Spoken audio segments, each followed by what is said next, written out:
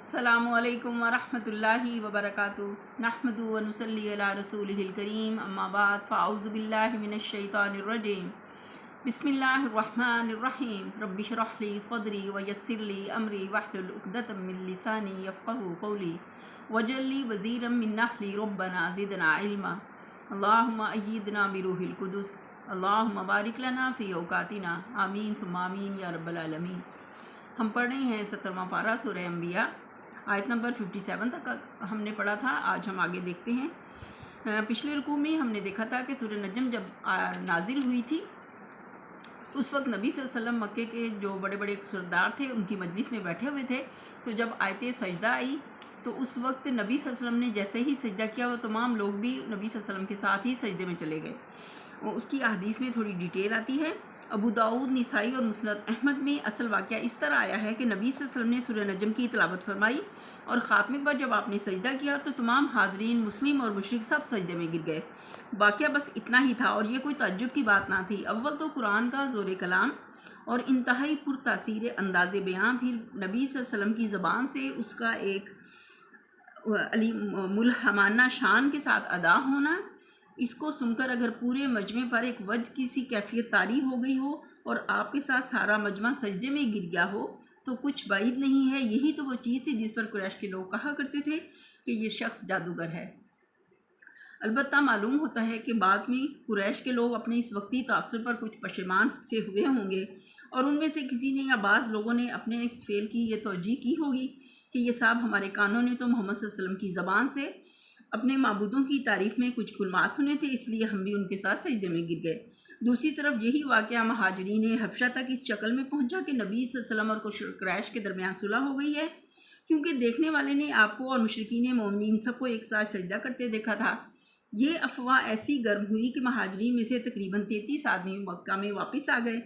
ایک صدی کے اندر یہ تینوں باتیں یعنی قریش کا سجدہ، اس سجدے کی یہ توجیہ اور مہاجرین حبشہ کی واپسی مل جل کر ایک قصے کی شکل اختیار کر گئیں اور بعض سکہ لوگ تک اس کی روایت میں مبتلا ہو گئے۔ انسان آخر انسان ہے، بڑے سے بڑے نیک اور ذی فہم آدمی سے بھی بسا اوقات لغزش ہو جاتی ہے اور اس کی لغزش عام لوگوں کی لغزش سے زیادہ نقصان دہ ثابت ہوتی ہے۔ عقیدت میں بے جا غلو رکھنے والے ان بزرگوں کی صحیح باتوں کے ساتھ ان کی غلط باتوں کو بھی آنکھیں بند کر کے ہضم کر جاتے ہیں اور بدنیت لوگ چھانٹ کر ان کی غلطیاں جمع کرتے ہیں اور انہیں اس بات کے لیے دلیل بناتے ہیں کہ یہ سب کچھ جو ان کے ذریعے سے ہمیں پہنچا ہے نظر آتش کر دینے کے لائق ہے۔ یہ ان کی کم علمی کم فہمی ہوتی ہے جس کی بنا پر وہ ایسا کہتے ہیں۔ آگے دیکھتے ہیں۔ والذین ہاجروا فی سبیل اللہ ثم قتلوا او ماتوا لیرزقنہم اللہ رزقا حسنا وان اللہ لہو خیر الرازقین۔ اور جن لوگوں نے اللہ کی راہ میں ہجرت کی پھر قتل کر دیے گئے یا مر گئے، اللہ ان کو اچھا رزق دے گا اور یقیناً اللہ ہی بہترین رازق ہے۔ لَيُدْخِلَنَّهُم مُدْخَلًا يَرْضَوْنَهُ وَإِنَّ اللَّهَ لَعَلِيمٌ حَلِيمٌ۔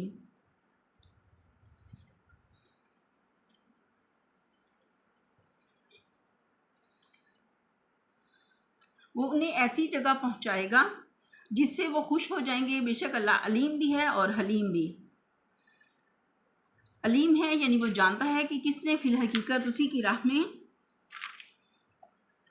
گھر بار چھوڑا ہے اور وہ کس انعام کا مستحق ہے۔ حلیم ہے یعنی ایسے لوگوں کی چھوٹی چھوٹی لغزشوں اور کمزوریوں کی وجہ سے ان کی بڑی بڑی خدمات اور قربانیوں پر پانی پھیر دینے والا نہیں ہے، وہ ان سے درگزر فرمائے گا اور ان کے قصور معاف کر دے گا۔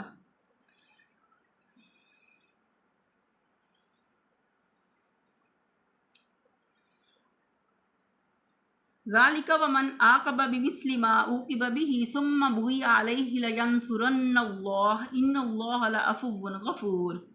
یہ تو ہے ان کا حال، اور جو کوئی بدلہ لے ویسا ہی جیسا اس کے ساتھ کیا گیا ہو اور پھر اس پر زیادتی بھی کی گئی ہو تو اللہ اس کی ضرور مدد کرے گا۔ اللہ معاف کرنے والا اور درگزر فرمانے والا ہے۔ پہلے ان مظلوموں کا ذکر تھا جو ظلم کے مقابلے میں کوئی جوابی کارروائی نہ کر سکے ہوں، اور یہاں ان کا ذکر ہے جو ظالموں کے مقابلے میں قوت استعمال کریں۔ امام شافعی نے اس آیت سے یہ استدلال کیا ہے کہ قصاص اسی شکل میں دیا جائے گا جس شکل میں ظلم کیا گیا ہو۔ مثلاً کسی شخص نے اگر آدمی کو ڈبو کر مارا ہو تو اسے بھی ڈبو کر مارا جائے گا، اور کسی نے جلا کر مارا ہو تو اسے بھی جلا کر مارا جائے گا۔ لیکن حنفیہ اس بات کے قائل ہیں کہ قاتل نے خواہ قتل کسی طریقے سے کیا ہو، اس سے قصاص ایک ہی معروف طریقے سے لیا جائے گا۔ اس آیت کے دو مطلب ہو سکتے ہیں اور غالباً دونوں ہی مراد ہیں۔ ایک یہ کہ ظلم کے مقابلے میں جو کشت و خون کیا جائے وہ اللہ کے ہاں معاف ہے، اگرچہ کشت و خون بجائے خود اچھی چیز نہیں ہے۔ دوسرا یہ کہ اللہ جس کے تم بندے ہو عفو درگزر کرنے والا ہے، اس لیے تم کو بھی جہاں تک تمہارے بس میں ہو عفو درگزر سے کام لینا چاہیے۔ اہل ایمان کے اخلاق کا زیور یہی ہے کہ وہ حلیم الظف اور متحمل ہوں۔ بدلہ لینے کا حق انہیں ضرور حاصل ہے، مگر بالکل منتقمانہ ذہنیت اپنے اوپر طاری کر لینا ان کے لیے موضوع نہیں ہے۔ آگے دیکھتے ہیں ذالک بأن اللہ یولج اللیل فی النہار ویولج النہار فی اللیل وان اللہ سمیع بصیر۔ یہ اس لیے کہ رات سے دن اور دن سے رات نکالنے والا اللہ ہی ہے اور وہ سمیع بصیر ہے۔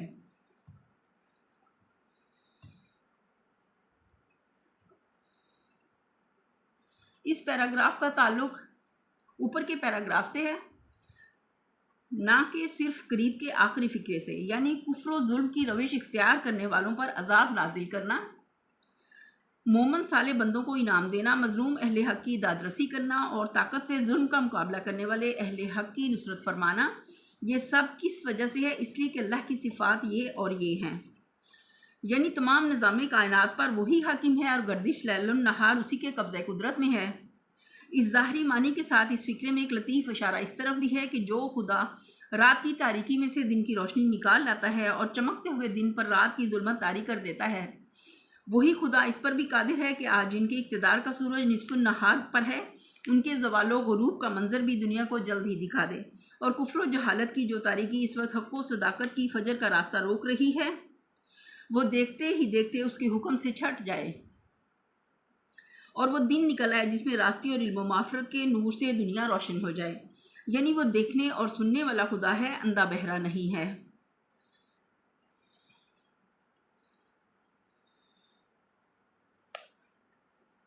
قرآن کا پیغام لوگوں تک پہنچانے کے لیے اس سفر میں ہمارا ساتھ دیں، چینل کو لائک کریں، سبسکرائب کریں اور اپنے دوستوں کے ساتھ اس کو شیئر کریں تاکہ قرآن کی آواز ہر ہاتھ اور ہر دل تک قرآن کا پیغام پہنچ سکے۔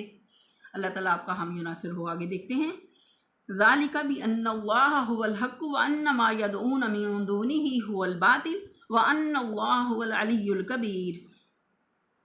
یہ اس لیے ہے کہ اللہ ہی حق ہے اور وہ سب باطل ہیں جنہیں اللہ کو چھوڑ کر یہ لوگ پکارتے ہیں، اور اللہ ہی بالادست اور بزرگ ہے، یعنی حقیقی اختیارات کا مالک اور واقعی رب وہی ہے، اس لیے کہ اس کی بندگی کرنے والے خائب و خاسر نہیں رہ سکتے اور دوسرے تمام معبود سراسر بے حقیقت ہیں۔ ان کو جن صفات اور اختیارات کا مالک سمجھ لیا گیا ہے ان کی سرے سے کوئی اصلیت نہیں ہے، اس لیے اللہ سے منہ موڑ کر ان کے اعتماد پر جینے والا کبھی فلاح و کامرانی سے ہمکنار نہیں ہو سکتا۔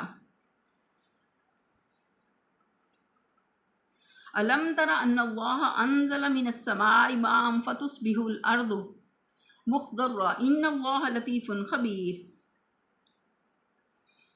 کیا تم دیکھتے نہیں ہو کہ اللہ آسمان سے پانی برساتا ہے اور اس کی بدولت زمین سرسبز ہو جاتی ہے؟ حقیقت یہ ہے کہ وہ لطیف خبیر ہے۔ یہاں پھر ظاہر مفہوم کے پیچھے ایک لطیف اشارہ چھپا ہوا ہے۔ ظاہر مفہوم تو محض اللہ کی قدرت کا بیان ہے، مگر لطیف اشارہ اس میں یہ ہے کہ جس طرح اللہ کی برسائی ہوئی بارش کا ایک چھینٹا پڑتے ہی تم دیکھتے ہو کہ سوکھی پڑی ہوئی زمین یکایک لہلہا اٹھتی ہے، اسی طرح یہ وحی کا باران رحمت جو آج ہو رہا ہے عنقریب تم کو یہ منظر دکھانے والا ہے کہ یہی عرب کا بنجر ریگستان علم اور اخلاق اور تہذیب صالح کا وہ گلزار بن جائے گا جو چشم فلک نے کبھی نہ دیکھا تھا۔ لطیف ہے یعنی غیر محسوس طریقوں سے اپنے ارادے پورے کرنے والا ہے۔ اس کی تدبیریں ایسی ہوتی ہیں کہ لوگ ان کے آغاز میں کبھی ان کے انجام کا تصور تک نہیں کر سکتے۔ لاکھوں بچے دنیا میں پیدا ہوتے ہیں، کون جان سکتا ہے کہ ان میں سے کون ابراہیم ہے جو 3/4 دنیا کا روحانی پیشوا ہوگا، اور کون چنگیز ہے جو ایشیا اور یورپ کو تخو بالا کر ڈالے گا۔ خوردبین جب ایجاد ہوئی تھی اس وقت کون تصور کر سکتا تھا کہ یہ ایٹم بم اور ہائیڈروجن بم تک نوبت پہنچائے گی۔ کولمبس جب سفر کو نکل رہا تھا تو کسے معلوم تھا کہ یہ ریاستہائے متحدہ امریکہ کی بنا ڈالی جا رہی ہے۔ غرض اللہ کے منصوبے ایسے دقیق اور ناقابل ادراک طریقوں سے پورے ہوتے ہیں کہ جب تک وہ تکمیل کو نہ پہنچ جائیں کسی کو پتہ نہیں چلتا کہ یہ کس چیز کے لیے کام ہو رہا ہے۔ خبیر ہے، یعنی وہ اپنی دنیا کے حالات، مصالح اور ضروریات سے باخبر ہے اور جانتا ہے کہ اپنی خدائی کا کام کس طرح کرے۔ لَهُ مَا فِي السَّمَاوَاتِ وَمَا فِي الْأَرْضِ وَإِنَّ اللَّهَ لَهُوَ الْغَنِيُّ الْحَمِيدُ۔ اسی کا ہے جو کچھ آسمانوں میں ہے اور جو کچھ زمین میں ہے، بے شک وہی غنی و حمید ہے۔ وہی غنی ہے، صرف اسی کی ذات ایسی ہے کہ جو کسی کی محتاج نہیں ہے، اور وہی حمید ہے، یعنی تعریف اور حمد اسی کے لیے ہے، اور وہ اپنی ذات میں آپ محمود ہے، خواہ کوئی حمد کرے یا نہ کرے۔ أَلَمْ تَرَ أَنَّ اللَّهَ سَخَّرَ لَكُم مَّا فِي الْأَرْضِ وَالْفُلْكَ تَجْرِي فِي الْبَحْرِ بِأَمْرِهِ وَيُمْسِكُ السَّمَاءَ أَن تَقَعَ عَلَى الْأَرْضِ إِلَّا بِإِذْنِهِ إِنَّ اللَّهَ بِالنَّاسِ لَرَءُوفٌ رَحِيمٌ۔ کیا تم دیکھتے نہیں ہو کہ اس نے وہ سب کچھ تمہارے لیے مسخر کر رکھا ہے جو زمین میں ہے، اور اسی نے کشتی کا قاعدے کا پابند بنایا ہے کہ وہ اس کے حکم سے سمندر میں چلتی ہے، اور وہی آسمان کو اس طرح تھامے ہوئے ہے کہ اس کے اذن کے بغیر وہ زمین پر نہیں گر سکتا۔ واقعہ یہ ہے کہ اللہ لوگوں کے حق میں بڑا شفیق اور رحیم ہے۔ آسمان سے مراد یہاں پورے عالم بالا ہے جس کی ہر چیز اپنی اپنی جگہ تھمی ہوئی ہے۔ وَهُوَ الَّذِي أَحْيَاكُمْ ثُمَّ يُمِيتُكُمْ ثُمَّ يُحْيِيكُمْ إِنَّ الْإِنسَانَ لَكَفُورٌ۔ وہی ہے جس نے تمہیں زندگی بخشی ہے، وہی تم کو موت دیتا ہے، پھر وہی تم کو زندہ کرے گا۔ سچ یہ ہے کہ انسان بڑا ہی منکر حق ہے۔ یعنی سب کچھ دیکھتے ہوئے بھی اس حقیقت کا انکار کیا جاتا ہے جسے انبیاء علیہ السلام نے پیش کیا ہے۔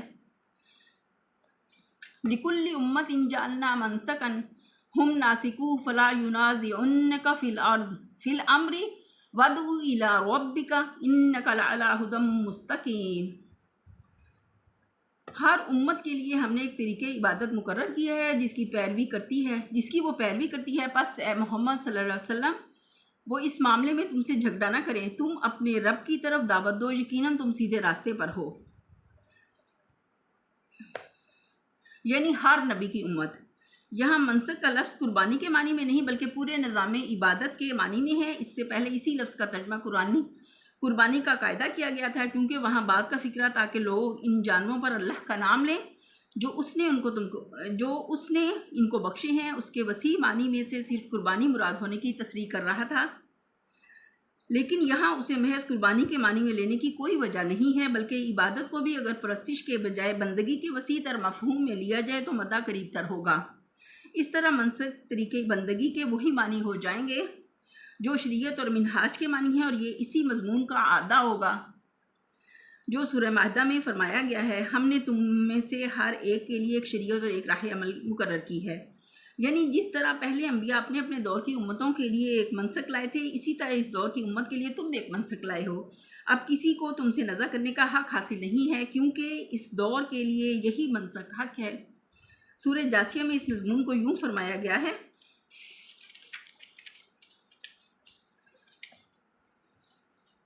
پھر انبیاء بنی اسرائیل کے بعد اے محمد، ہم نے تم کو دین کے معاملے میں ایک شریعت پر قائم کیا، پس تم اس کی پیروی کرو اور ان لوگوں کی خواہشات کی پیروی نہ کرو جو علم نہیں رکھتے۔ یعنی یہ فکرہ اس مطلب کو پوری طرح واضح کر رہا ہے جو پچھلے فکروں کی تفسیر میں ابھی ہم بیان کر آئے ہیں۔ یہیں پر ہم اپنے لیسن کا اختتام کرتے ہیں۔ وآخر دعوانا الحمدللہ رب العالمین، سبحان ربک رب العزت عما یصفون وسلام علی المرسلین والحمدللہ رب العالمین۔ آپ کو اگر قرآن کی یہ پیغام، قرآن کی تفسیر سمجھنے میں مدد مل رہی ہے اس لیسن سے، تو اس کو شیئر کریں اپنے دوستوں کے ساتھ، اور قرآن کا پیغام ہر ہاتھ اور ہر دل تک لے جانے کے لیے ہمارے اس علمی سفر میں ہمارے معاون بنیں۔ چینل کو لائک کریں، سبسکرائب کریں اور دوستوں کے ساتھ شیئر کریں۔ السلام علیکم ورحمۃ اللہ وبرکاتہ۔